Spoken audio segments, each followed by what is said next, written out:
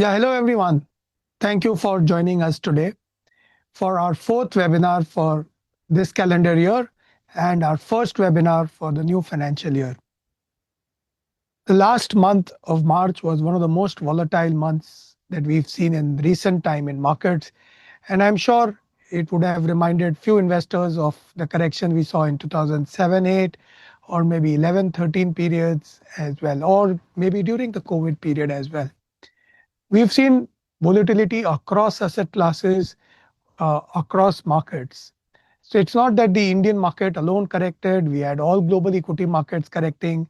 We had a very sharp, increase in yields across fixed income markets, and in fact, safe havens like gold and silver, which usually do very well during such volatile periods, also have seen sharp volatility and corrections in this month. We have a power-packed team today to try and decipher the view on various asset classes, whether it's equities, fixed income, which usually do very well in such volatile our partners and investors on how they should approach investing in such volatile markets. I'm pleased to invite our first speaker for today. I have with me Mr. Gaurav Mishra, who joins me today to discuss on the equity market outlook. Gaurav has been associated with Mirae for now more than 8 years, has 2 decades of experience in fund management, and manages our flagship product, Mirae Asset Large Cap Fund. Incidentally, our large cap fund, Mirae Asset Large Cap Fund, will become an adult, will complete 18 years of track record in the next couple of days. It's been a very emotional journey for this product, and we would like to discuss that product with Gaurav in the coming times. But before talking about products, let's talk about markets. So we've seen over the last 2 financial years between FY24 and 26, in fact, the Nifty has been at the same level that it was 2 years back. And investors are seeing sort of a very flattish or almost a period of no returns. I'm sure the patience of some investors would be tested during this time.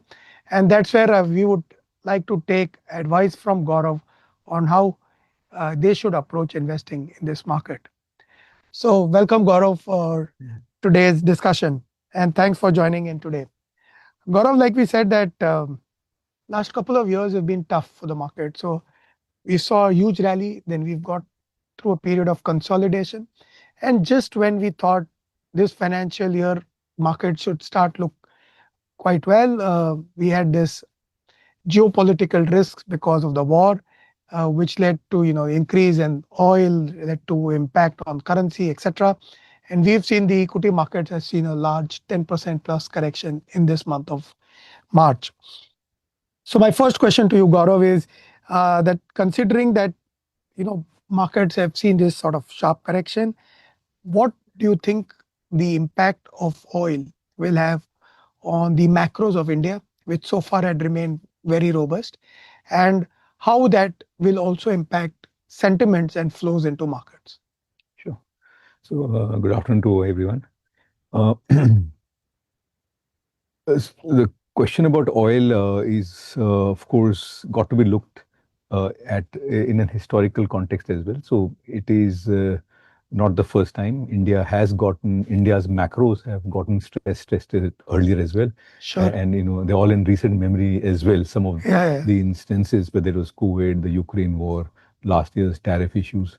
But yeah, specific to oil, maybe the Ukraine crisis was close. The Ukraine war was closer to what we are seeing right now. So yeah, in terms of the macros, if you think of the deficits on the current account or inflation or even the rupee, there'll clearly be some impact. So before I get into that impact, because it's highly dynamic right now. It will depend on, of course, the longevity of this war, the disruption, and especially the permanent damage it causes to some infrastructure. Sure. At the same time, also depend on how supply chains and sourcing is successfully diverted to other geographies. For instance, we're seeing that done in, say, crude oil, a bit more difficult in gas. But eventually, and that might happen. So, all those variables will be at play. Uh, and yes, I mean, as far as India is concerned, we are fairly macro vulnerable. Besides crude oil imports, India is also, a big exporter for India. 15% of exports go to the GCC region. Correct. A big chunk of our remittances come from there, Absolutely. 38%. Yeah. And again, besides oil, there are other industries which are going to be impacted. Sure. So, for instance, you have the food industry and the manufacturing food because fertilizer availability and cost of manufacture and manufacturing industry itself because of a lot of the raw materials are involved which might Sure. not be available or available at much higher costs including petchem and all of those derivative based products. We are seeing in aluminum refineries getting hit, so Yeah. those prices are going to Those go up. I've So also net seen. there's a fairly complex sort of web of how this will play out. But I think the big thing will be how long and what is the nature of any permanent damage, or Sure. that will be the thing. But see, as a base case, um, if and you're right, we're starting the year, we're really hopeful of a reasonable, fairly broad-based recovery. I have not yet turned into a very negative camp Sure. because it'll crude where it averages as the year progresses will be important. So right now, if we started at say 70 before things this issues broke out, and right now crude went to 100, but it's retraced. It's at 100 or thereabouts. But for the full year, where it settles down Sure. is going to be important. But I think the base case really is if the dust settles in another 3-4 weeks, then crude should average at 85 or lesser. In which case, again, I think that will be sort of fine. The macros of India will get tested or stress tested, but we'll hold up. So, Sure. for instance, at 80 for every $10 on the current account front, there is a 50 basis point deterioration in the Current account deficit. current account deficit to GDP. So, if crude moves from 70 to 85, the hit to deficit is about 70-75 basis point. Sure. Reasonably all right, Yeah. and then this is on an annualized basis, of course. Then similarly on the inflation front. Now, on the inflation front, again, 20 percentage increase in crude, so crude went from 70 to say 84, 85, will lead to about that 40-45 basis point increase in inflation. Inflation. And again, there are a lot of variables in how it's sort of managed by the policymakers. For Sure. instance, the burden might be taken partially by OMCs, by the government. Only some. So Sure. far, we've not even seen a price Yeah. increase. Yeah. I mean, I was seeing in developed world consumers Price have increase. taken price increase hits of 40-50% of, Correct. India is still kind of because of the fact that it's controlled and there was a Sure. duty element which the government has now foregone. So, how it's reallocated, but there are all Impact linkages in the as well. Yeah, inflation. yeah. Yeah. But And I would say still 50 basis is an okay impact yeah, on the exactly. inflation. So yeah, if crude, the thing is that if crude were to go up to that 120, 150 and be there for longer, Longer period. then it gets a bit worse. Sure. But again, as far as crude per se is concerned, for India, and actually it's going to be a function of how the duration of this whole crisis. Sure. While there will be definitely supplies coming in from the Russia region, maybe incrementally from other geographies, Venezuela, for gas and all we might source from other including Angola, US, and all of that. Sure. Yeah, so on a macro front, reasons to be concerned, but then we have to watch for how much long this. But up to a level of another few weeks, it's manageable. I mean, on the forex front, for instance, yes, the rupee has depreciated. I mean, at the start of the year, given India's reasonable growth, Yeah. uh, fairly steady inflation and inflation differentials with the US. Um, I would have thought, and our BOP outlook was all right. So I would have Okay. thought that there should not have been any undue pressure. Yeah. Now that this has happened, yes, we have, and the markets start building the worst case first, and then Yeah. they, kind of absorb how actually the things pan out. Yeah, but if crude were to persist for higher or longer, at 110 and all, there could be more pressure, and especially because on the forex front, there are other variables as well. FIs have been continuous sellers, and the dollar index has been hardening, though it's a bit linked to the crude as well. Sure. But yes, that again, comes back to the same thing, that uh, how long does this issue persist? Yeah, But yeah, I mean, I would think that, and that's a separate matter, the geopolitics of it. What are the parties interested in each of them, and what is that constraint they'll hit beyond which they'll not want to, no, fair point. yeah. No, so Gaurav, one thing that we'd seen was market had done very well, uh, especially after COVID. And we've gone through a period where 2 years returns have been muted. However, the economy had done well even during this 2 year period. And also we had seen a good earnings growth over the last 2 years, though a little bit muted, but yet we've seen an earnings growth. So in that context of, valuations, how do you see that, considering growth was there, uh, you've also seen an earnings growth from many of the companies. Market valuations are looking quite reasonable now than what they were in the past. So, like you had said just earlier, that market is sort of discounting some of the bad news too much in that sense. How do you think valuations are looking from an investing perspective across maybe large, mid, and small segments? Sure. Since the markets have corrected, valuations have, of course, come off. But then, as you can understand, it's also going to be a function of how much the earnings get cut. Correct. And we are really in the early phases of that cycle, the cut cycle. Again, I'll just go back. At the start of the year, it was looking like earnings was going to recover and be on a better growth trajectory than what we had seen in the preceding Correct. 5-7 quarters. It was, so for say for the large cap, we're looking at over more like a 15% earnings for FY27 or calendar 26, and similarly for the mid and small, even higher than that. Yeah. In this period.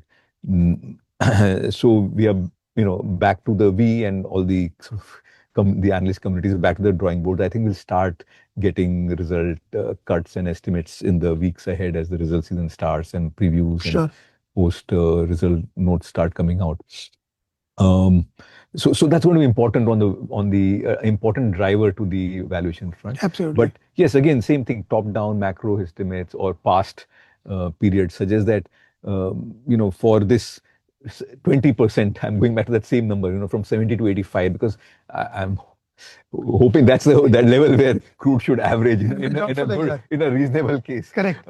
So for that sort of situation, there's a 1.5 percentage point cut to earnings. So if we are expected to grow at 16% for this year, earnings should be at 14.5. Sure. But instead of 85, crude goes up to 100. So we're from 70 to 100, then earnings cuts will be more like 3.5%. So 16 will become more like 12.5. Yeah. So that's how the sort of headline top down is. Of course, bottom up, streets, everyone will be building their numbers. Sure.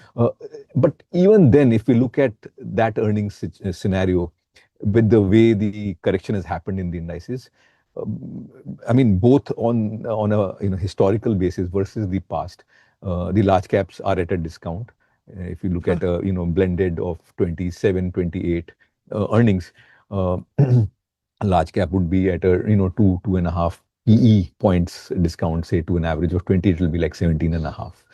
This is after building in these cuts, especially for this year. For next year, again, since it comes in the base, then the earnings growth is assumed to continue. Correct. So that's how it is. But also on a bottom-up basis, there are lots. It's a bit more diverse. There are many sectors and stocks where the hurt or the valuation corrections are much steeper. Correct. So the headlines will suggest something, but the opportunities are more when you come below the index itself, across market cap. So to your question on the other cohorts as well, valuations are lower than their own past. And lastly, I'll just add that for India, the large cap index versus say the premium it used to command versus all these other emerging markets, it has also lowered considerably. So in fact, it is at amongst the sort of lower band right now. So on the valuation front, even at an aggregate basis and definitely on a bottom-up basis, there is lots very enticing for investors to be looking at. Sure. So Gaurav, on 4th April, Mira said large cap fund will complete 18 years of track record. Maybe like you said, when you look at valuations, large caps were building a good sort of earnings growth in that sense. And correction we've seen in some of the large blue chip stocks. I think so. Large cap index itself, from a valuation perspective, is looking quite reasonable. So can you share your experience first of looking at the large cap fund, which you've been managing for the last 7 odd years that you've been with Mire, and how are you sort of positioning this product in this current market? So, you see, in terms of experience first, because I think that's the question you came to at the end. Surely at the start of so many of the past few years, including this year, whatever assumptions we have, they get thrown out within a few months, and you Yeah, know all the reasons, all the correct. each year. Markets has been uh, dynamic, and every year I this mean, and all sorts of, and a lot of them actually come in that category of unknown unknowns, correct. the least expecting. So it just kind of is a learning first that at a portfolio construct level, you've got to be sectorally diversified. You've got to be represented across sectors. Sure, And at the same time, you can't be completely overboard on any sector. Completely very at a sectoral on a top-down basis, because besides these these sort of developments, we're also seeing on a more micro basis. You can have an overnight regulatory development which completely changes the outlook for outlook that that sector. that sector. Yeah, absolutely. Yeah, so there's cases even recently, the start of this year, we saw what Correct. happened to the tobacco, industry, Absolutely. and so it's repeat global cues where your supply chains can completely stop, your end market might be cut off because of the tariffs last year, and so on. Your Sure. raw materials might just not be available for some reason or so on. So therefore, the need to be for a product like this to be sectorally well represented. That's the Sure. first. As a house, anyway, we our active weights, if you see, are much more. In fact, two times typically at the stock level versus at the sector level. Sector So we're level. always cognizant Sure. of that. But the developments of all this just reinforce that, and Yeah, that's yeah. clearly been a learning. But at a bottom-up level, I must say that during the learning, or rather the reinforcement, has been to stick to the approach of picking up, good businesses, this um, quality business with growth at a reasonable price. That really Sure. holds, Sure. because quality, picking up that business at a margin of safety provides that first, second line of defense Defense. against any permanent loss of those positions. Our positions will be volatile, but Sure. they'll not. These two factors Yeah. provide that bulwark against times like this. So what if this were to even worsen? We have Yes. seen the GFC of 2008. Correct. Correct. The weaker business can actually disintegrate often. Absolutely. The stronger ones might be volatile, but they'll come back. Yeah. So that approach of picking stocks holds and gets reinforced, when you go through time like this. Of course, you want them to have reasonable growth as well, to get the compounding as well. So yeah, that's been the approach at the stock Sure. level. At the portfolio level, as I said, diversified, and also that barbell approach of 70%, say, in this core holdings, quality growth at reasonable price, and Sure. another 20-30 in that bucket of cyclical or deep value or special situations, because the market invariably is throwing up those as well. So yeah, so that approach, I think, should is what we would want to persist with. Yeah, and lastly, I mean, there have been phases, I must say, where certain factors. So Yeah. that's another sort of observation, become very dominant. They might, and you might not necessarily be participating in that, but yeah, it helps to be cognizant. So, for instance, in 2003 till end of the last quarter of 23 till mid of 24, or thereabouts, the large cap index itself ran up by 38%. Right. And the earnings for that year, calendar year 24, or for FY25, the forward year on which the market seemed to have been running up, was actually turned out to be just 5%. Correct. But there was that price momentum factor at play, and it in those periods, for a portfolio which is not built along factors, Mm. it can be difficult to kind of catch up. But I think over longer periods, these things, average out. So we saw that subsequently caught up. Sure. Yeah, so that's the feel, Fair but point. clearly, portfolio diversification and quality and good businesses in the medium and long term is Sure. what will help. So, Gaurav, one thing that you were highlighting is buying good quality businesses, but because of the news flow and the uncertainty around it, um, I think your portfolios also need to be dynamic. Yes. So, maybe if we can highlight what are the key changes you would have been making in your portfolio over the last maybe few months, considering the news flow, and your key overweight, underweight in your funds at this moment. Okay. In my funds, sure.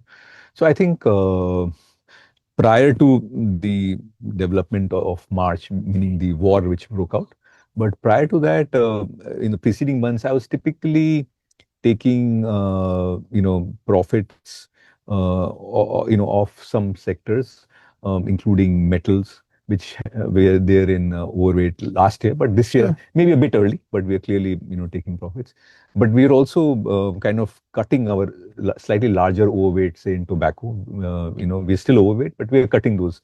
And IT were neutral, but we just would have been trimming a bit. On the other hand, I think in the prior months, we were also building in things like pharma, Yeah.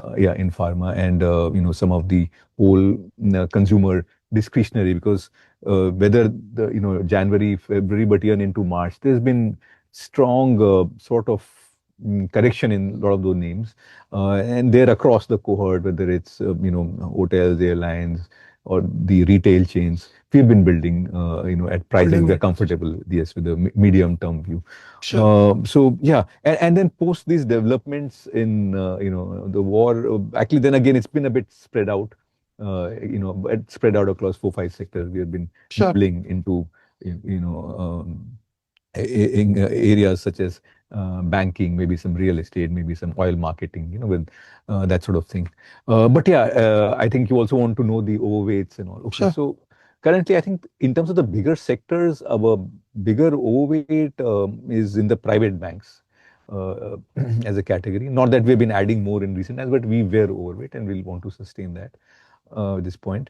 And then another cohort where we are, strongly overweight is the whole platform-based businesses. Now, Okay. this includes, the whole quick commerce entities, Yeah. the fintechs, Correct. or even in some fund, the insurance tech companies, and names like or in the beauty and personal care. It's a whole cohort, but we are Yeah. Reasonable. strongly, yeah, versus at least what the benchmarks are.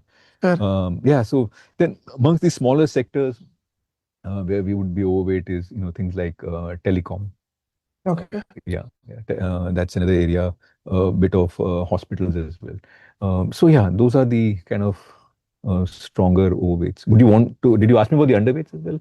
Yeah. Maybe if you can share the underweights. Okay, so the converse, that if we are overweights on the private banks, then we are underweight, say, on the NBFC and the PSU banks, Sure. that sort of thing. We are underweight on utilities. So bottom up, I might have a large overweight on one or two utilities, but the weights are high in the index, and we're not so comfortable with the valuations in that cohort. So there we are again underweight. As I was saying, places like tobacco, we are still overweight. We are overweight, though we have cut. Yeah, in terms of other kind of underweights, metals in a space where we have You're taking trimmed, some and yeah, profit. and we have turned underweight. Sure. Yeah, and I mentioned utilities as well. Sure. So, Gaurav, maybe last question from my side to you is that, considering we've seen a lot of volatility and equity is one of the sort of best performing asset class, and we've seen a lot of retail investors come in the last maybe 5, 7 years, and wouldn't have experienced this kind of volatility that they are seeing in the last couple of quarters and maybe last couple of years, very muted returns. So, what is your advice to investors? How they should approach investing in such markets, and how should they look at overall making their asset allocation strategy? Yeah, I mean, clearly, recent times, but I'm sure going forward also, this will be a recurring situation where we will have developments which one could not have thought of happening. Sure. whether they emerge from some geopolitical arena or some other thing. And therefore, I think it's important under these sort of times to be appropriately allocated across assets. Now that optimal asset allocation, individuals will have to build up for themselves or with advisors, but clearly across asset classes Sure. is what will be should be the first sort of area to start with. Then within equities, whatever then one has to have within equities, I would think that as you have said, that returns on a prior on a sort of trailing 2-year basis might not look okay, but equities is precisely such an asset class, and one should persist with their allocations, both in terms of ongoing SIPs and even maybe if one is under allocated right now, because if equities has corrected sharply or other assets have held up, the shares might have gotten changed. These are times to build up back into equities, if not lump sum, but surely in a staggered manner. We don't know the duration of these sort of developments, but one can keep an eye and start with some percentage, maybe 25% as we speak, 25 to 30, and then over the next few weeks, stretching into a month or so, depending on the background of how it's happening, build it up Sure. to a appropriate level. Sure. Because I mean, at least we have full high conviction that equities has and will eventually give superior returns to other asset classes over medium long periods of time. And the best way to capture it is through the power of compounding. There's no point trying to, or rather timing it is very challenging, because you've got to make a couple of decisions, exiting and then re-entering. You have to get them all right. As I'm Absolutely. saying that rather than that, just stay in, benefit from the power of compounding. Equities is such that as an asset class over any holding period, it's not supposed to, it's not expected to give you linear returns. Yeah. It's known to be volatile. The returns could come in just 15-20% of your holding period as well. So therefore, the need to stay the course and be emotionally kind of strong about this asset. If you have if you've got into it, then stay the course. And as I was saying that, therefore, continue SIPs if allocations are now on the lower side. These are times to build up on in a Absolutely. This is not the staggered. time to stop SIP. It's Yeah, the yeah, time to actually increase your SIP amounts, if any. yeah. Absolutely. So that's how I would think of it. And of course, the reason that comfort we get for equities is because there's an underlying system, the country, the growth outlook. Yes, there will be periods, we have seen them in the past, of slightly lower growth, some challenged macros. But we also more overcome those, and it's the corporates, the good, well-run corporates, and their delivery, which eventually creates wealth. So yes, as managers, we have to be associated with these, Sure. and that's what we kind of all work towards. And that's where that comfort that this asset class will give eventually, any longer periods better returns. I'm not too I mean, I'll say that yes, it's 2 year of flattish. Over longer periods, it would still be better than other asset classes.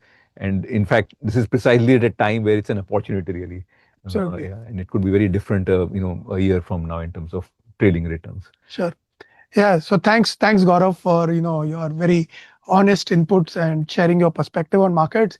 Just continuing on what Gaurav has mentioned, there was an interesting report that we had prepared. We had tried to see if an investor were to invest, say, 1,000 rupees and keep it for a period of 20 years, how that will grow. In fact, the investments of 1,000 in a period of 20 years becomes 889. So you're seeing almost a 9x increase in the investment value over the last 20 years. However, if investors just missed the top 10 days in this 20-year period, the returns becomes as low as 420. So instead of 9 times growth, your growth becomes just 4 times. Now, if you miss just 20 days in this 20-year period, your return falls to 200 and 2,500 for 1,000 rupees invested.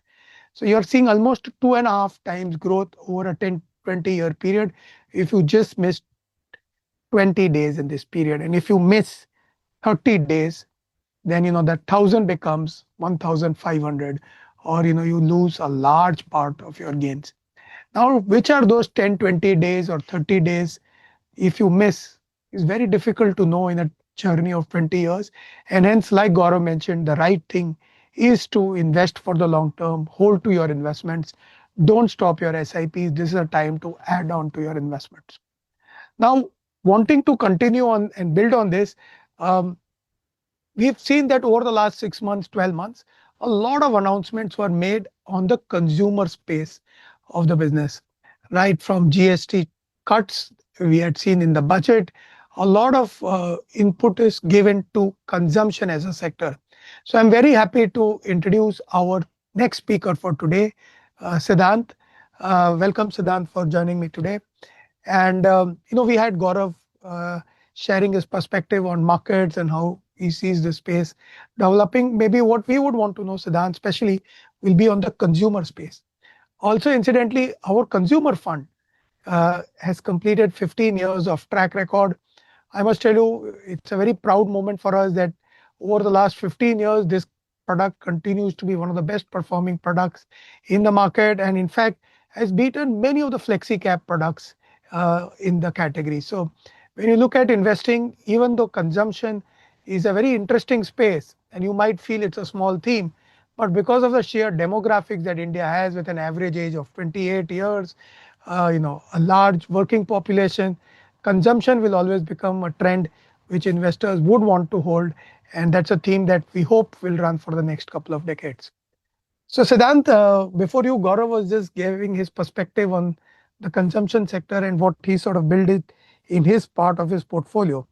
Maybe I had few questions that I wanted to ask you about consumption as a sector. So, let me start with the first question. That last year, government announced a lot of measures: GST 2.0, income tax cuts. Uh, you had welfare schemes announced by sort of many states, and you had the RBI also cut rates quite extensively by about 125 basis points. However, in spite of all the sort of news flow, seemingly very positive for consumer sector, in the sort of last year, the sector has not done as well. In fact, in the recent 1 month also, because of the geopolitical scenario, this sector has also seen its fair amount of correction. So first, would like to understand from you, why do you think consumption as a sector did not do well? And what are the growth or triggers that the investors and partners should be aware, where they can start seeing a revival in the consumption sector? Sure, sure. Thanks for having me, firstly. So you rightly said, I think we, over the last 18 months, have been very constructive of consumption recovery. It has been definitely consumption as a sector for the last 2.5 years has seen a down cycle. And rightly so, the government has been taking a lot of measures to get the sentiments, consumer sentiments back, affordability back. And in fact, from third quarter itself, we started to see all of that fall in place. Sure. And the space to look at is large ticket discretionary. So we saw autos Auto. had a very good quarter.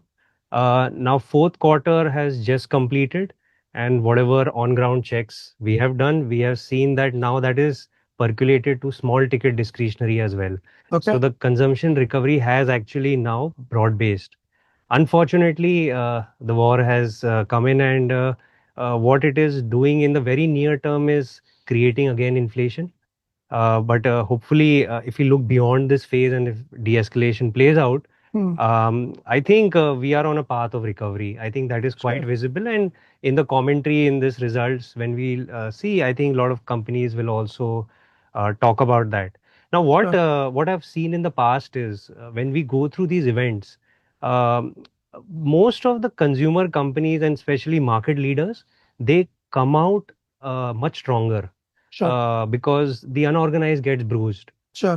Given the balance sheet that these companies have, they gain market share. Sure. So I think there are positives also in Sure. phases of disruption. So I think one and the last point, most important point is, I think from a stock price correction, the valuations that have already been, I think, available today, I think a lot has already been priced in Okay. terms of the near term. And consumer companies generally have good pricing power. So I think it's just a matter of 1 to 2 quarters of impact. And I think gives a very good, attractive sort Yeah. of price points to look at today. Yeah. Siddhant, you covered a very important thing, which you said that unorganized sort of loses and organized wins. And that's a trend that we had seen when even GST was announced, that a lot of benefits used to move to the organized sector.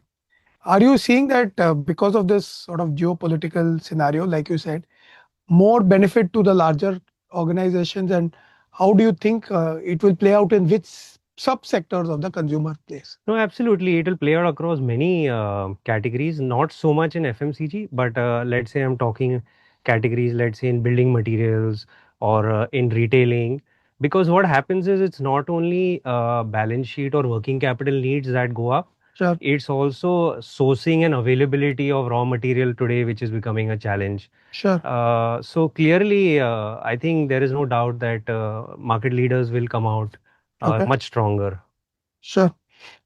So Siddhant, my second question is that the consumer fund, Mirae Asset Great Consumer Fund, has recently completed 15 years of track record.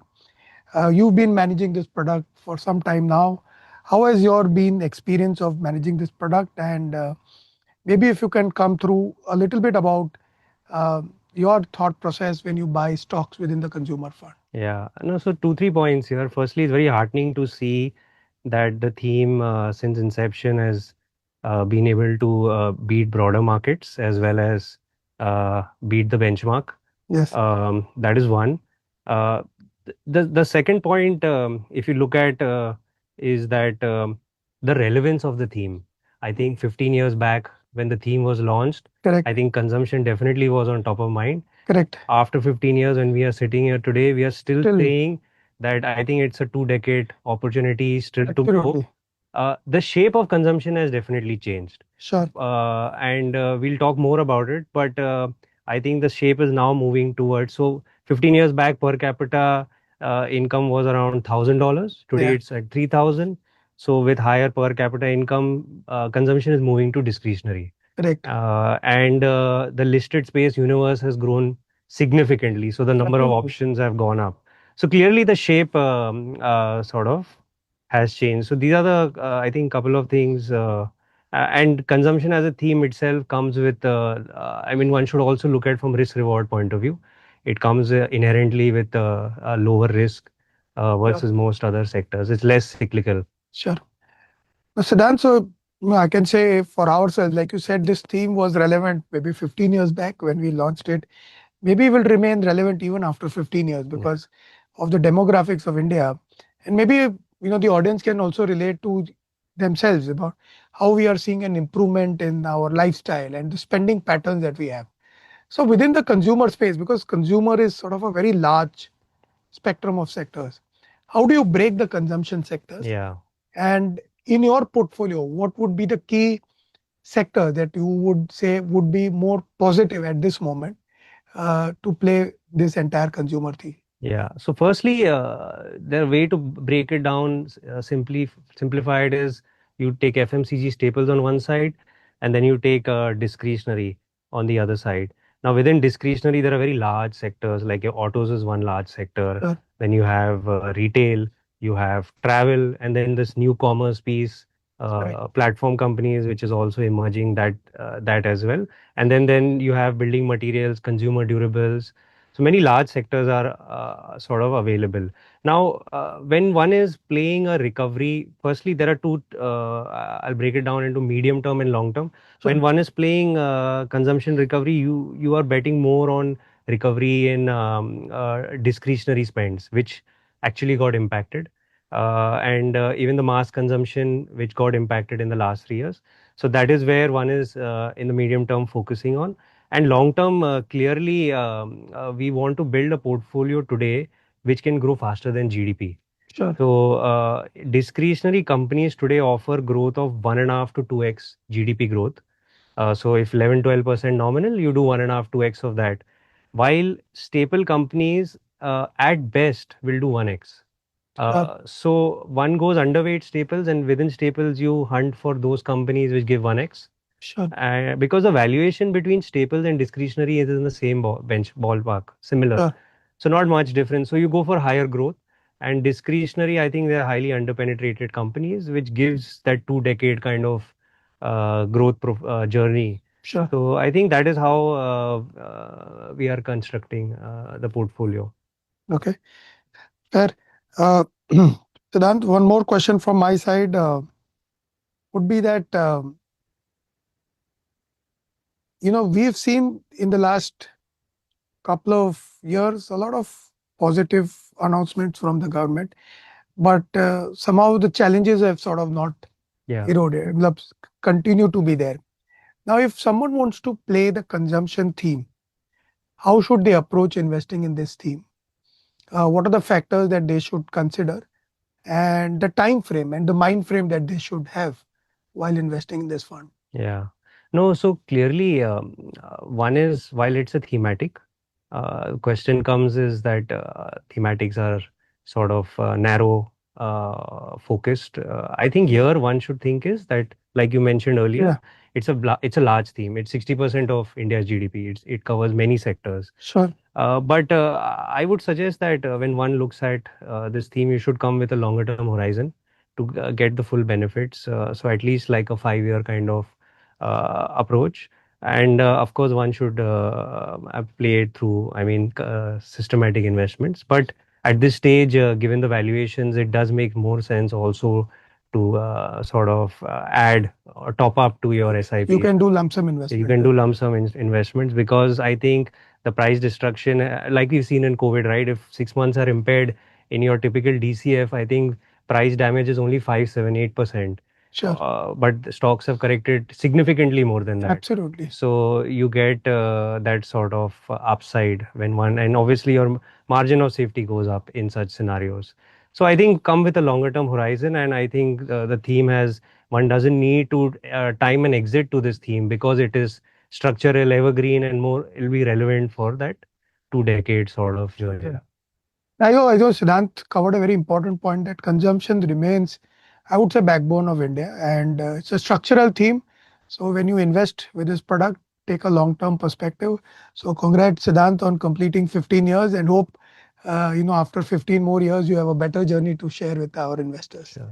So thanks, Siddhant, for joining in today, and hope to connect with you soon. Thanks for having me.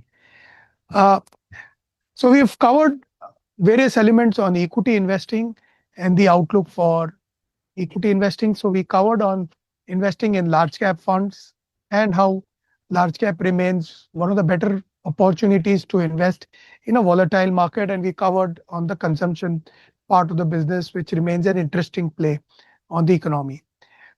What we've seen is because of the volatility in markets, fixed income, which used to be one of the most stable asset classes, has also seen a lot of volatility. In fact, Basant has been joining us every month on this webinar, but we've seen a sort of sharp run in the yields in some of the fixed income funds. And we also had the March quarter ending, where usually you see a lot of pressures on banks as well as on paying advance tax flows.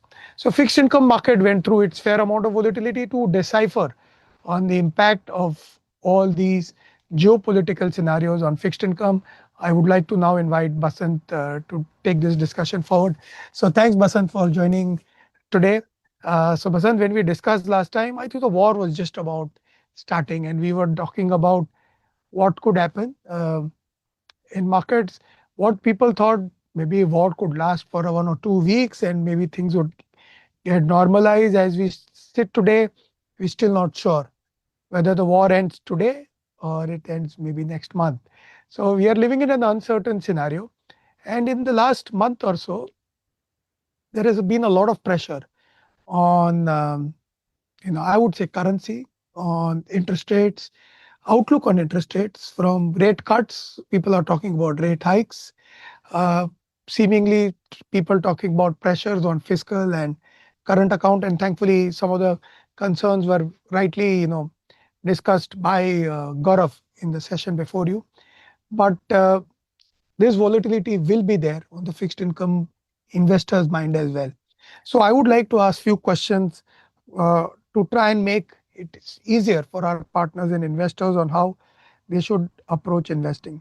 So Basant, maybe last time when we spoke, you had shared your thoughts on key risks on the macro environment and the geopolitical issues which are happening there. A month has passed, and how would you see the impact has been slightly higher than what we had anticipated, and maybe how do you think markets would react from here going forward? Sure. So, in our last month's discussion, we had clearly discussed that if the war prolongs beyond 3 weeks, the impact might be quite significant. And Absolutely. Since this has materialized, Due for more than fifth week, right? yeah. So, with every passing week, post the third week, I think the markets have been more and more volatile, Sure. globally as well as domestically. Uh, but I think now the markets have become extremely hawkish. Extremely. I mean, if you look at OIS positioning right now, markets are actually expecting a rate hike as early as June. Okay.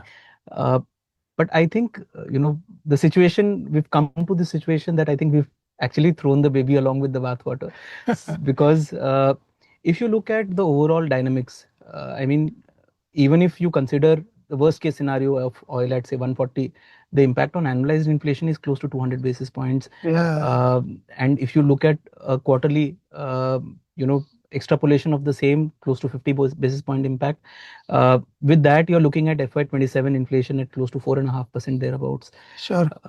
Which is still comfortably within our target band, right? Yeah, As compared to absolutely. other developed economies, wherein we are consistently above the target band, right? You look at across advanced economies, their problems are significantly larger. And I think so we've not even passed the full hike to the consumers yet.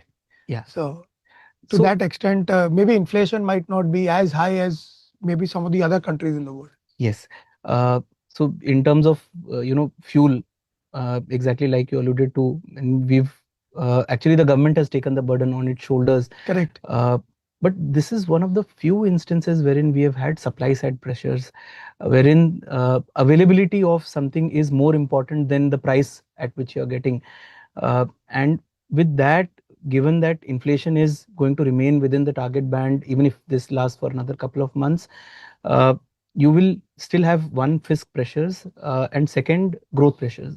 And I think growth pressures are going to outweigh inflationary concerns over the next year or so, because the damage that has been caused, the scars of that will take some time to heal. Sure. And given that, I think going into the policy as well, I think the policy will remain growth supportive. We are not expecting any hawkish sentiments. And you look at the overall geopolitical background as well, I think we've seen first signs of de-escalation coming in. Sure. From both sides. Yeah. So US wanting the war to end, irrespective of whether the strait is opened or not. Iran on their side allowing a few ships to transit through. Yeah. One very peculiar instance is Malaysia, for whom they've allowed the shipment free of any charges. So there are some silver linings that are coming in. And we've seen also today in NDF markets as well, after the sell-off that happened over the last week, we've seen first signs of rupee also sort of appreciating materially. We've also seen, on the other asset classes like oil, materially coming down today. So some silver linings have started to emerge, and I think the markets are in oversold territory. So I mean, from here, the negatives are broadly priced out. Okay. Thanks, Basant. So maybe let's go to the next question that I had for you, that globally central banks are in sort of wait and watch mode, and we'll try and see the impact of all of this on inflation. We have the RBI MPC scheduled on the 8th of this month. You sort of alluded that maybe they might take a wait sort of mode.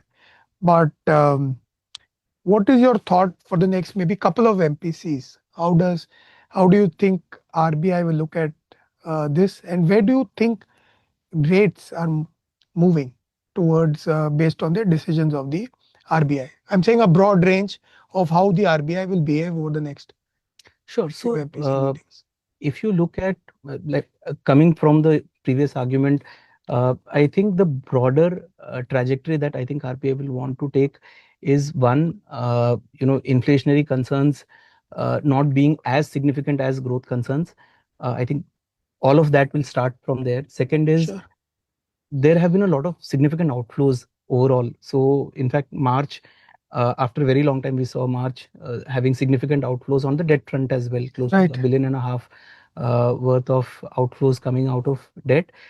So from an overall view perspective, I think apart from the growth inflation dynamics, the passing on of rate cuts that have been undertaken has now reversed fully. So if you go back last March, you were at 3-year corporate bonds at close to 7.5%. Today you are at 7.6, Correct. thereabouts. So from that perspective, there has actually been no pass through or a reversal Yeah. of the pass through that has happened over the last year.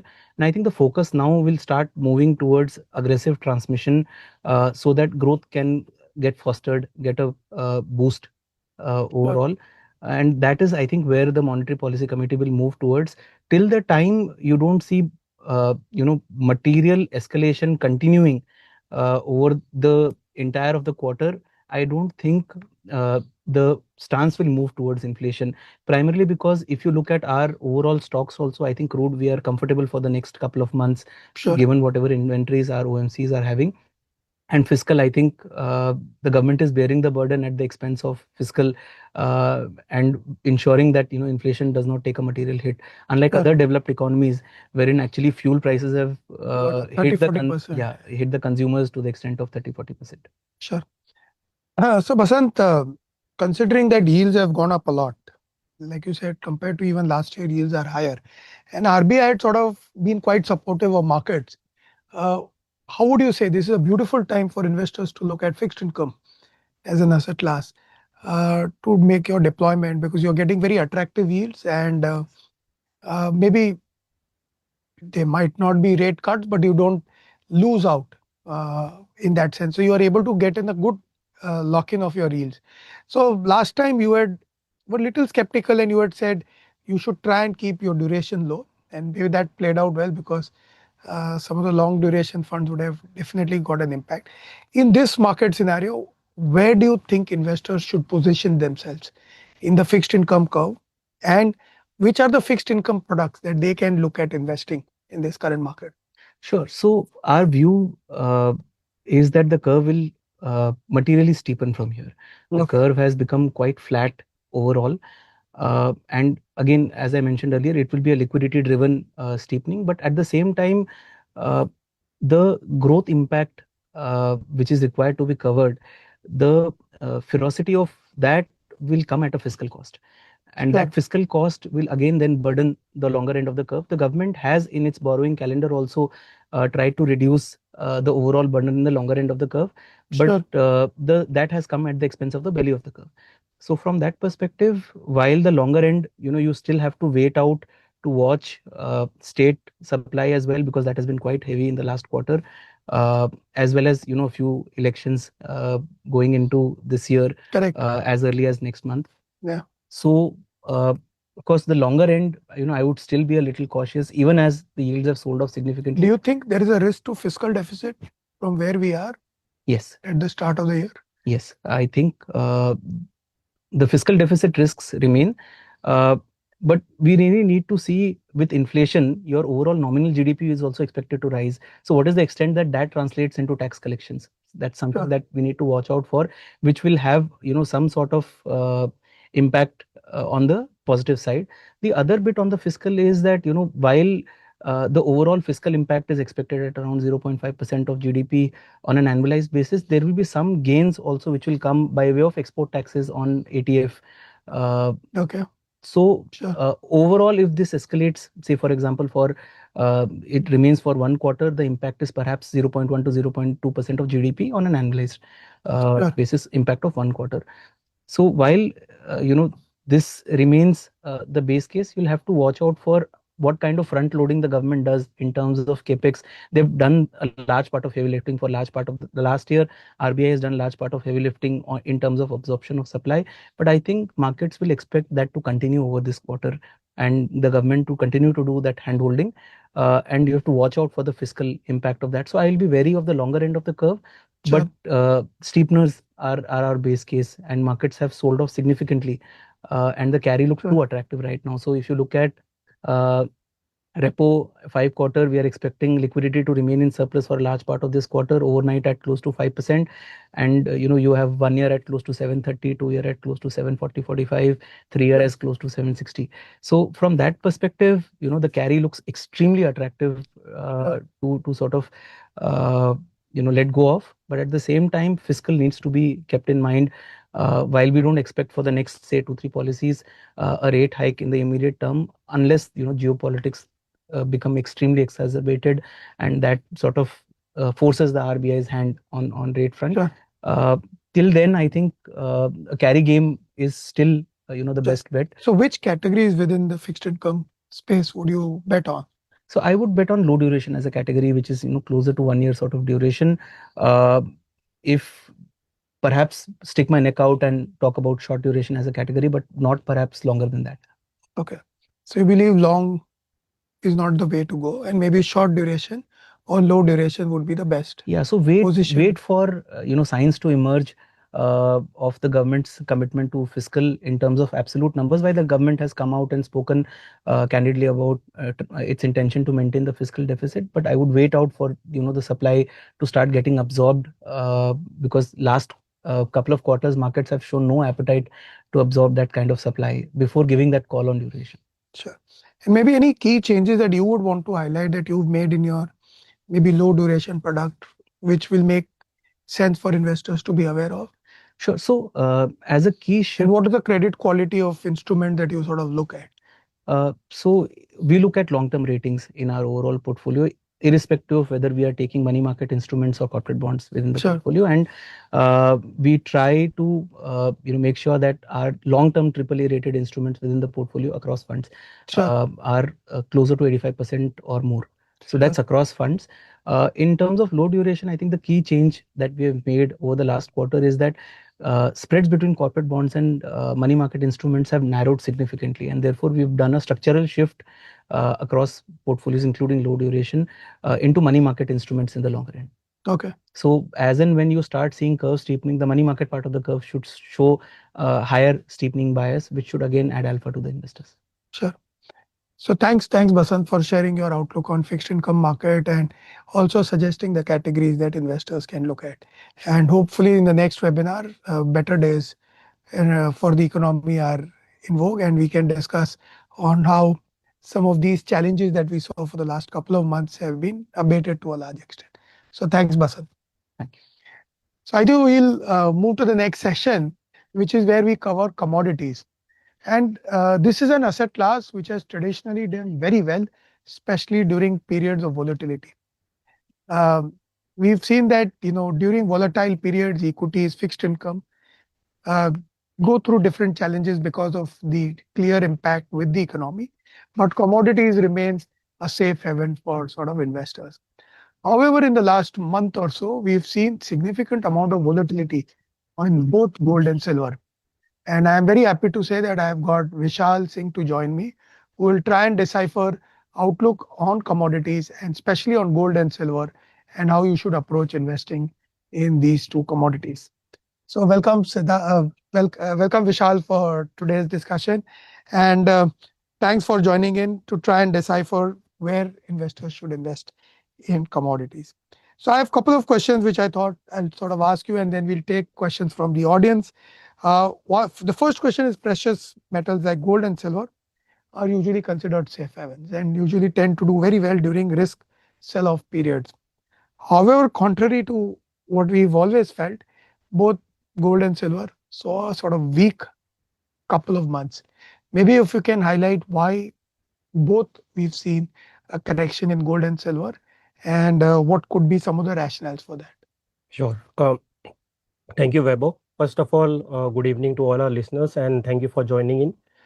Now, I think Weber, what you have pointed out is something which everyone is worried about. The expectation was with start of war, gold and silver should have gone up, Correct. which in fact they did. Yeah. Start couple Actually, of- gold went up to they what? were- 5,300, 5,400. But after that, it consolidated. And of course, now gold, if you look at from its all-time high, almost down by 20%. Silver Correct. is down almost by 40% from its all-time high. Correct. Now, going back, we were the first ones to tell that do not expect a significant run-up, because this time, first, you are sitting probably the only asset in last couple of years across the globe, the only asset that you are sitting on a biggest margin is gold. Yeah. Huge profit. Huge profits, right? Absolutely. So what we would like to decipher is almost 2/3 of this correction is technical and position driven. Okay. And what do I mean by that when I say position and technical? Is that because of crude prices going up, suddenly your margin requirement across the globe went up. Majority of the nations are net importer of crude, so your demand for dollar goes up. Absolutely. Effectively, when you're long on gold and short on dollar. Correct. Now your need for dollar incrementally Goes up. went up. Yeah. And Now, dollar index also went up. Dollar index has also gone up. Now, what has happened specifically when there is a need of liquidity, no asset is safe haven. Sure. And that's why we have seen liquidation. That's why I'm using the term, it was more of a position driven correction, almost Sure. 2/3 in gold and silver. And 1/3 could be attributed towards re-expectation of whatever the fundamental attributes are. Market was pricing in couple of rate cuts. Now, I would not like to comment specifically what will happen, because I think there are two meetings of FOMC. First one is in April 28th. Another one is around June mid. Sure. Very interestingly, the new candidate who has been appointed by the president will be probably taking and making the statement for June 18th, June Correct. 19th. So that has kind of a reset expectation for gold and silver. So almost Sure. 1/3 could be attributed towards that, but largely 2/3 is position technical driven. It's more importantly, investors are selling what they can, not what they want to. Sure. Now, fair point. I think, Vishal, like you saw, the rally was also quite large. In fact, at some periods, we were trying to decipher why gold and silver are rallying so much. Sure. And when an asset class goes up that much, there is some amount of profit booking, which will definitely happen. But considering that we've already seen a decent correction in gold and silver, and during uncertain times, central banks will try and continue to buy gold to de-risk their balance sheet, so that appetite for maybe gold and silver sort of still remains as an asset class. So how would you say would be the medium to short to medium term outlook for gold and silver from a demand perspective? Sure. So I think what we would like to do, Weber, is categorize it in a couple of very short term, medium term, and a long term. Let me start with a very long term outlook. Post the war and the crisis, if anything, it has made more credible that you would need to have an allocation to safe haven assets. Sure. Right? Rising geopolitical tension. We have seen countries like Russia, etc., selling off their gold to fund their wars. Yeah, right? absolutely. So that is going to be a key going ahead from long term perspective. Now, immediately short term, we do not expect a major breakout. We expect most of the major breakout to come after June 15th Fed, because that is largely going to take, and probably by that time, hopefully we'll have a end to this war and clarity where it is going, where it is headed. Because right now there is too much of uncertainty weighing onto the inflation expectation in the US as well as in India. So I think probably this is a very good time to accumulate for all those investors who have missed on gold and silver, buy in a staggered manner of both the asset classes, because your long-term outlook continues to remain constructive. Now, what it has also shown specifically for silver is that predominantly top 2-3 nations which are crude importers, they would need to diversify, move away from crude and move to renewable energies. And once you start talking about renewable energies, your demand for solar, photovoltaic cells, etc., should go up, which should give silver more impetus in long term, in structurally, right? So long term outlook, if anything, has been more bright due to this ongoing Middle East tension, war. But a very short term outlook is gloomy.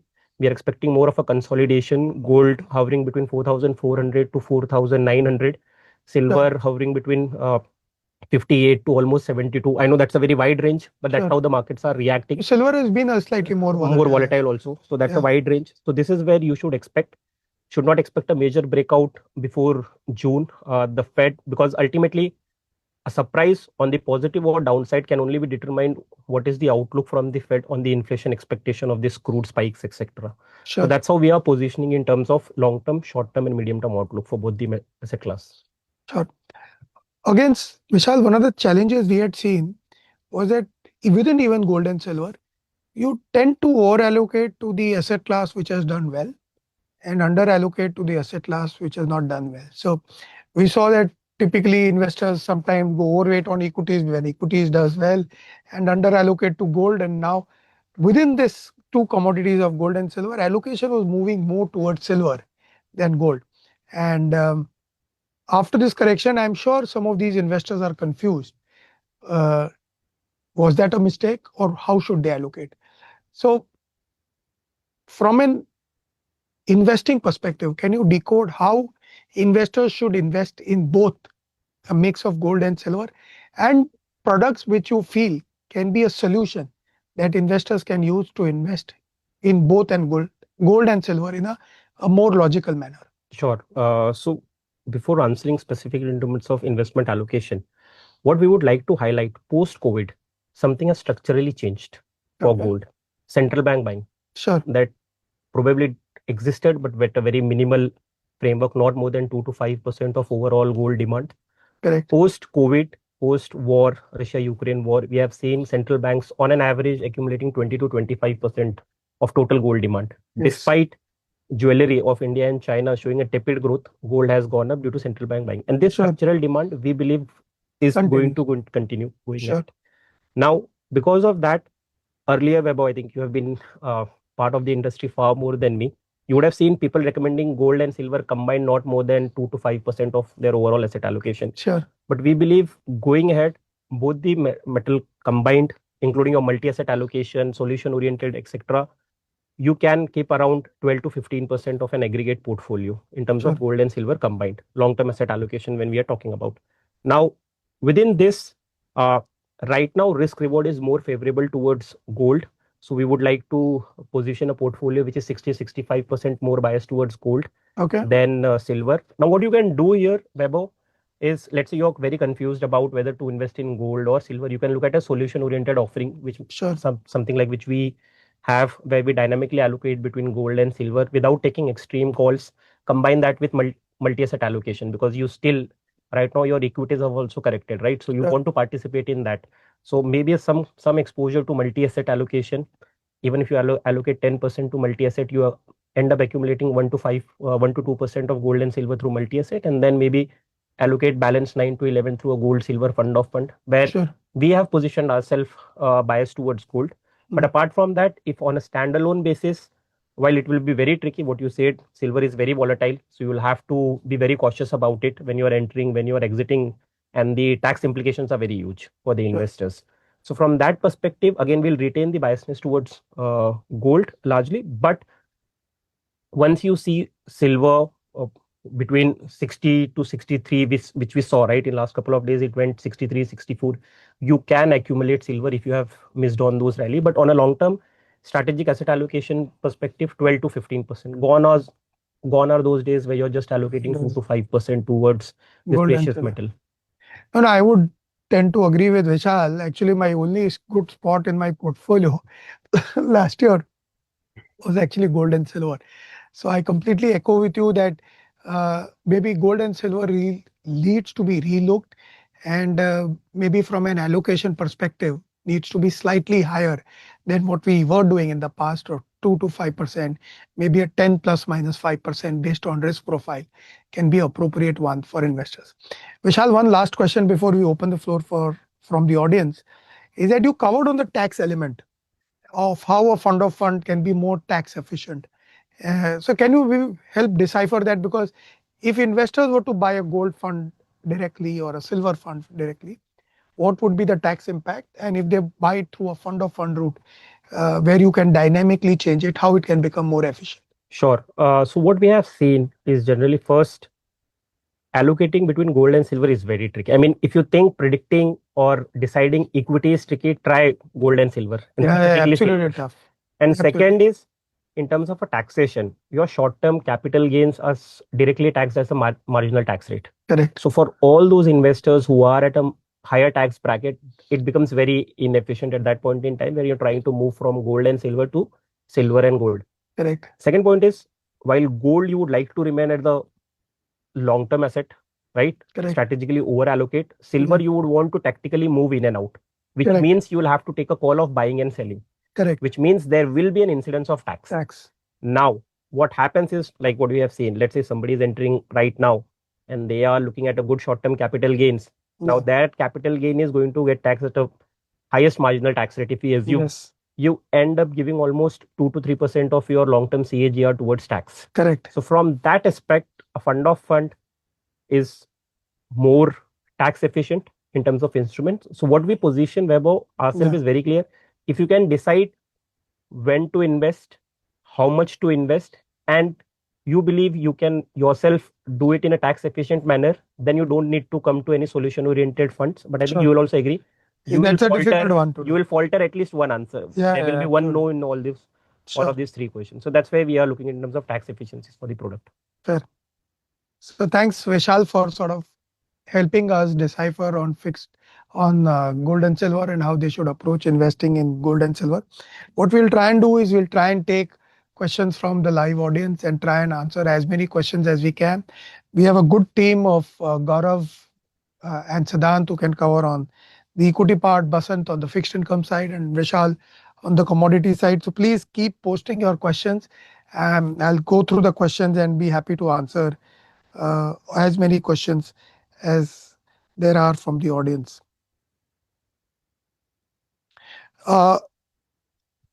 So one, I think the question that I can see from Mr. Amit is that he says he's an aggressive investor and has typically a 5-year plus sort of time frame that he wants to invest.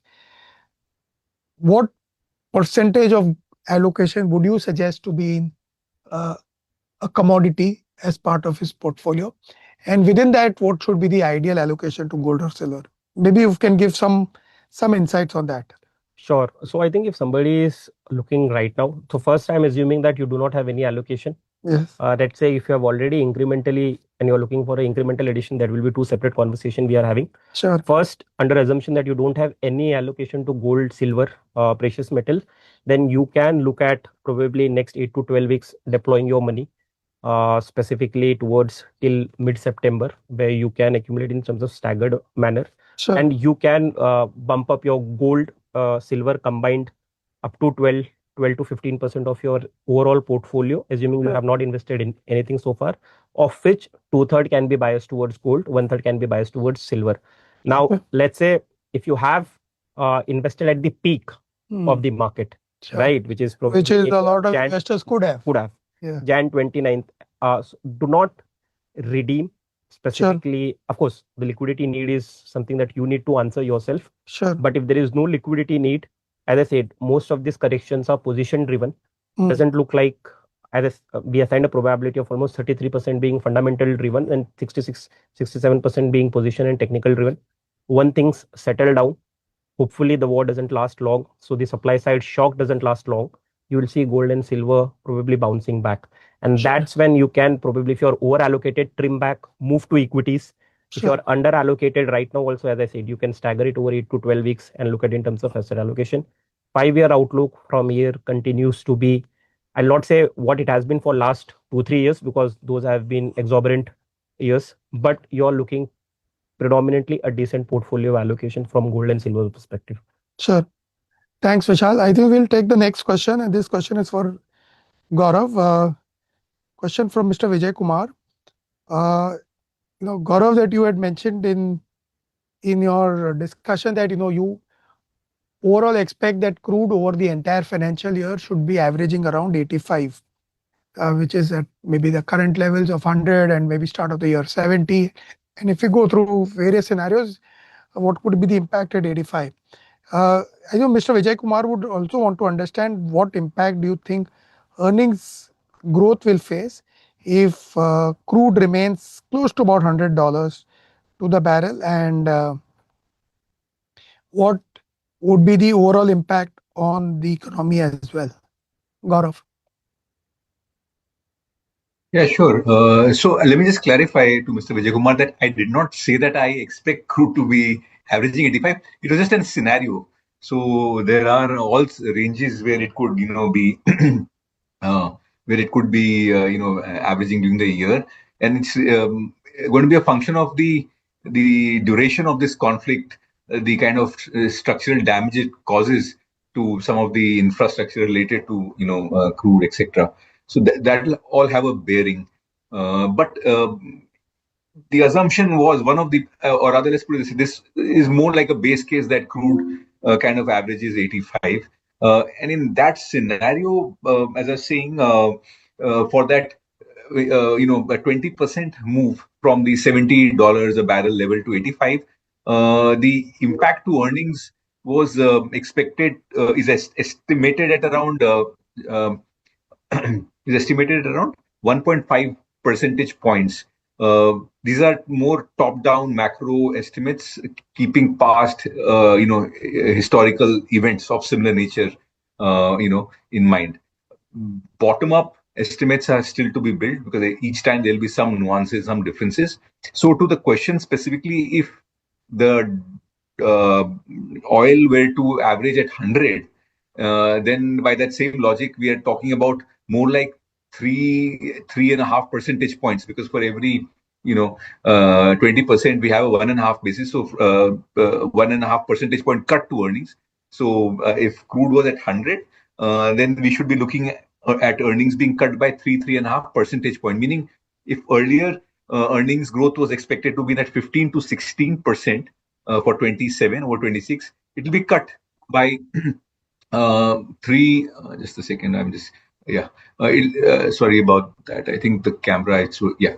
The earnings growth will be cut by 3.5% from 16 to, let's say, about 12.5 or so, thereabouts. That's the sort of macro sensitivity. Sure. To the question on other macros, yes, I mean, we discussed that, of course, there will be Correct. similar pull down on GDP growth, on the current account deficits, and conversely on inflation. Sure. Thanks, Gaurav. Uh, so, Basant, we have a question from Mr. Maniar. His question is: do you see the benchmark yield touching 7.25% on an immediate basis or anytime in the near future? Should we expect that money market rates to cool off from March levels? So money market rates, the base case is that it should start cooling off over the next couple of weeks, uh, and the curve should start steepening. Benchmark yields, I think, while we've seen a significant amount of sell-off, there is still an expectation that RBI will continue to undertake OMOs, and we've seen historically that OMOs have been anchored in the 10-year part of the curve itself. So while the benchmark yields perhaps may remain anchored, 7 quarter I don't think is our base case. But you will start seeing, fiscal pressures, as I mentioned, alluding to further steepening of the yield curve. So spreads between 10-year and the longer end, if fiscal worries continue, may sort of start steepening further. Okay. Thanks, Basant. So, one more question for you, Vishal, is this is a question from Mr. Kumar. Please comment on Miraset Global Electric and Autonomous Vehicle Fund. What is the right time to invest in this fund? Sure. So I think now for all those investors who are not aware, SEBI, the regulator, has a limit of overseas investment limit where you're investing in a ETF. It is capped at 1 billion for entire industry. If you're investing in a foreign securities, it is capped at 7 billion. All of the Mire offshore schemes, which includes FANG, S&P, Hang Seng, AI, EV, are closed for subscription. So you cannot invest. In terms of you're referring to the first part of question, what scheme does, and it has done reasonably well, is largely due to prices of lithium going up, specifically Weibo. In China, the rebound has helped in terms of the NAV for the schemes and getting upwards. Now, in terms of allocation, around 70% is allocated to Drive ETF, which is a US listed, which invests across entire spectrum chain of EV, not necessarily just OEM, but entire spectrum from metal mining. 15% is to China EV and battery, and 15% is dedicated to lithium. So that's a brief uh, overall allocation towards the fund. It has bounced back. It was not doing well, predominantly due to correction in lithium prices. But now your China market has rebounded. The overall portfolio has almost 35-36% allocation to Chinese stocks that have done well reasonably across the globe. So that has contributed towards the performance. And that's why I think it has caught the attention of the investor. But as I said, no fresh investments are being allowed in the scheme. Yeah, unfortunately, like Vishal mentioned, unfortunately not able to take money in international funds. But Vaibhav, just to cut you, why don't you talk about the gift outbound where investors can still? Yeah, so what the regulator has, what we've been able to do is through Gift City, investors have been able to access investing into global markets. And at Mirai also, we've launched a product which allows investors access to investing into global markets, whether it's different markets and different themes as part of the strategy. So my request that the investor can touch base with their partners, advisors to educate on how they can invest into global funds, or they can go through the Asset website for more details, and we'll be happy to sort of assist. There's a question from Mr. Anand. The question is, what would you suggest as a tactical sector allocation for the next 1 or 2 years? And considering that, from a house perspective, we remain very positive on 2 sectors. We remain actually positive on most of our sectors, thematic sectors, which is banking and financial services, consumer and healthcare. And healthcare has sort of remained quite strong during this last couple of months when markets have seen volatility. Maybe since Siddhant is there, Siddhant, if you can cover on what are the triggers you believe that consumption as a theme can do well, and how you believe that this sector can provide decent returns for investors from a thematic perspective. Yeah, sure. I think from consumption standpoint, in the last few quarters, we've been seeing a phase of recovery, which has started to play out, which was driven by a lot of government and RBI initiatives. While the war in the near term could have some pressure, but I think given the valuations, the corrections that we have seen, clearly from a long-term standpoint, nothing has changed. And the prices are looking very attractive. I think the damage on stock prices have been significantly much more than one would see on the value of the company because of 1 to 2 quarters of impact. So I think we are still in that phase of recovery. I think Q4 we will get to see consumption recovery broad basing across segments, which we started to see in Q3.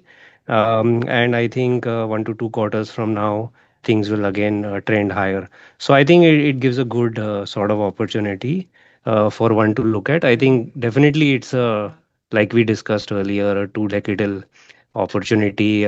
This theme comes with also inherently lower risk. So one should see from a risk reward standpoint looks quite attractive. Yeah, thanks, Siddhant. I will take a couple of more questions from the audience before we conclude. Question from Mr. Amandeep. Equity savings or multi-asset or BAF are good hybrid funds if the target is around 8 to 10%, which is the right product in the current market scenario. So, Mr. Amandeep, the answer depends on your risk profile. So if you're a conservative investor, equity savings remains a beautiful product because your equity is between 15 to 40% in our fund. About 35 plus minus 5% is our allocation to equities. As markets do correct, our allocation goes higher on equities, and you can take advantage of that. So with a conservative investor, equity savings is a beautiful product. Multi-asset, we discussed on it, outlook for equities, fixed income and gold, silver, all three remain quite optimistic from a 2 to 3 year perspective. Hence, I think a multi-asset product definitely looks a product which has a lot of potential for investors with a medium to long term perspective. And for investors who are not able to make the right choice of how much to allocate between just equity and fixed income, then they can look at BAFs or dynamic asset allocation schemes. These products can move within a large range of 30 to 80% between equities and fixed income, and hence can give you a slightly more dynamic way that you can allocate to both these asset classes from an investment perspective. So the answer depends on your risk profile, your time horizon of investing. Assuming you are an aggressive investor, multi-asset would be the right, I would say, the choice at this moment from our perspective, because all these three asset classes after the recent corrections look quite attractive. A few questions, Vishal, we had were on the ETCD rules, where investments are being allowed. A lot of investors are confused. How does this impact ETFs? Sure. And is there any change in stance? And what should the approach of investing in ETFs in gold and silver? Sure. So Webo, I think here first I would like to clarify that there have been no changes in terms of new rules. New rules for in case of gold and silver ETF that are being implemented currently is in terms of valuation. So there was bit, let's say, not arbitrary, but it was given for each AMC to decide how to value physical gold and silver. That used to create a confusion between investors when trying to compare gold and silver ETF of various AMCs. So now SEBI has brought a parity. That's the regulation that is going. Yes, actually, that has brought transparency for investors, because everyone is sort of following the same methodology. So NAVs are now clearly comparable between all assets. All the assets. So that is the regulation change that is made effective already live from today. Now coming to the ETCD part, silver was as per circular somewhere between November 21 December 21 was notified. ETCD was always allowed in gold and silver ETF. In case of silver ETF, it is up to 10% of your NAV. Your gross exposure cannot breach 100. In case of gold ETF, 50% of your AUM can be invested into ETCD, of which, let's say, entire 50%, you can also invest 20% into gold deposit scheme, gold monetization scheme. Now, in the interest of investors, SEBI had allowed that, specifically, let's say, when you have an issue of physical delivery, etc. But practically, at least Mirae Asset doesn't invest in any of the ETCD. We aim to back each of our ETF units by physical bars. So all the ETF units of Mirae Asset that are traded on exchange, gold ETF, around 110,000 units of Mirae Asset gold ETF units make 1 kg 99.5% purity LBMA certified bars. In case of silver, around 30,000 kg, 30 kg is equivalent to 30,000 units of Mirae Asset silver ETF, 99.9% purity LBMA bars. So we don't do ETCD. It is more of an enablement clause that in worst case scenario, if you have to, we have seen, right, Webo, in October, we did not have a delivery of physical silver. Silver were trading at 15% significant premium. So at that point in time, for all those outlier situation, the clause allows an enablement. That's an enablement clause that we have in our scheme information document. There is no change. Most managers have that. It's not a change in fundamental attribute in case of R, because it was already allowed and it was already forming part of our all the regulatory disclosures. So there is no changes, nothing being effective on ETCD. What has changed, what you pointed out, to bring apple to apple comparison, our new framework in terms of valuation of underlying gold and silver bars is effective from today. Sure. Thanks, Vishal. I will take one last question from Mr. Sumit. This is for Mr. Gaurav. So Gaurav, if you can highlight between large, mid and small, which category of funds do you think an investor can look at investing at this moment? And what should be the appropriate mix that an investor can have between all these three segments, large, mid and small? So first of all, for kind of deciding allocation, also what will have to be kept in mind is the investment horizon the investor has. Just given the circumstances we are all in, the first port of call top of mind would be the large caps, simply because we know that these are bigger businesses, more robust to economic vagaries, uncertainties. In on various fronts, whether it's the depth of their business models, management, or balance sheets, and other strengths, maybe on manufacturing, supply side, sales, and all of that. And we've seen historically that in under periods of great stress, the larger firms hold up better versus the small ones in particular. In the mid ones can be equally good because they're often amongst the better firms within that industry, so to say, though they might fall under mid cap. But again, having said that, for an investor with a horizon of 3-5 years, there need to be optimally allocated. Large caps, yes, should be anywhere between that 50 to 55. But just given the correction, especially more on a bottom-up basis, which has happened in the small cap categories, and while yes, there is no visibility yet of the markets consolidating and the earnings trajectory really picking up, I would think that when we are seeing beyond the next 2 quarters, it could well be looking up. And if the India story has to play out, it has to be across industries across all sectors, many of which are captured more adequately through the small and mid. So even those are, I think, needed representations. And in these periods of weakness, all the more to build. But expectation there should be slightly more, 2-3 year out in that sense, because even as you build up positions, it's possible that they're lower on in the weeks ahead. Because we're not really taking any call on market direction in the short term. So I would say that assuming investor horizon is about 3 years plus, 55% plus minus large cap, then another 20-25 in the mid cap, and then another 15 to 20 which is in the small cap, which is actually more than what otherwise you would get through flexi cap sort of thing. But I would think that is where one should be heading towards, not rush into building that full 15% allocation or 15-20 in small cap right now, but you'll have to space it out in the weeks and months ahead. Sure. Yeah, thanks, Gaurav, and thanks, audience, for joining us today for this webinar. We've had a very tough month in the month of March. Our request, like we had mentioned at the start, would be that during such times, it makes sense to invest for the long term, take a slightly long thought while making investing, make goal-based investing the overall thought, so that you align your investments with a goal and you put a purpose for your investments.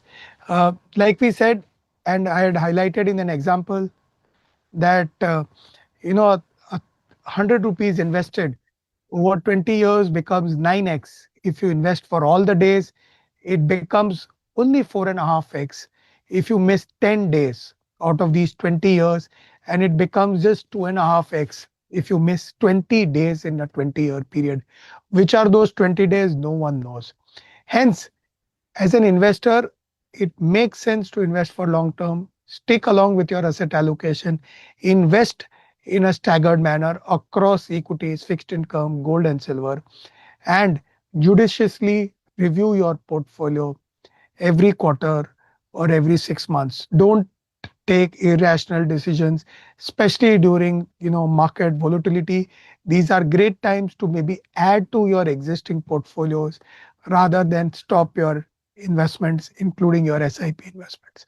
So please continue the long-term investing objective, and hopefully in the next webinar, better days are ahead, and we can give you a sense on how you could allocate between equity, fixed income, and gold, silver for the coming few months and quarters.